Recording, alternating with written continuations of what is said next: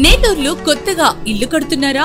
మంచి ఆఫీస్ కి class look రావాలా? క్లాస్ రాయల్ గ్రాండియర్ డోర్స్ కావాలంటే Petra steel doors and Windows కి కనెక్ట్ అయిపోండి. Installation free. మరిన్ని వివరాలకు కాల్ చేయండి.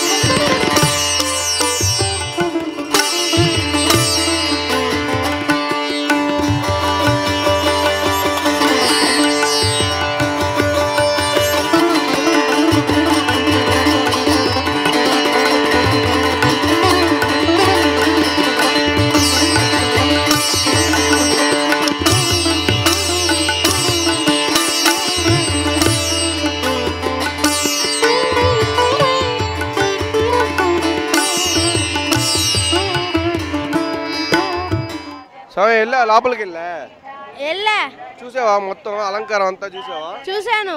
ప్రతిసారి దసరాకి వేసుకుంటావా నువ్వు? ఇది ఒక్కసారి ఫస్ట్ టైమా? ఎలా అనిపిస్తుంది నీకు మాల ధరించాక? అమ్మవారు నా ఒంట్లో ఉన్నట్టు అనిపిస్తుంది. అమ్మవారు నా ఒంట్లో ఉన్నట్టు అనిపిస్తుంది. చాలా హ్యాపీగా ఉందా?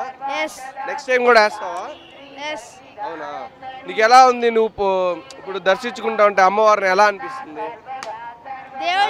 దేవుడు ఇక్కడ ఉన్నట్టు అనిపిస్తుంది. అవునా? చాలా హ్యాపీగా ఉంది. అయితే ఎన్ని రోజుల నుంచి వస్తున్నావు? ఫస్ట్ చేసినప్పటి నుంచి వస్తున్నావు ఇక్కడికి? అవునా? అమ్మా దర్శించుకున్నావా?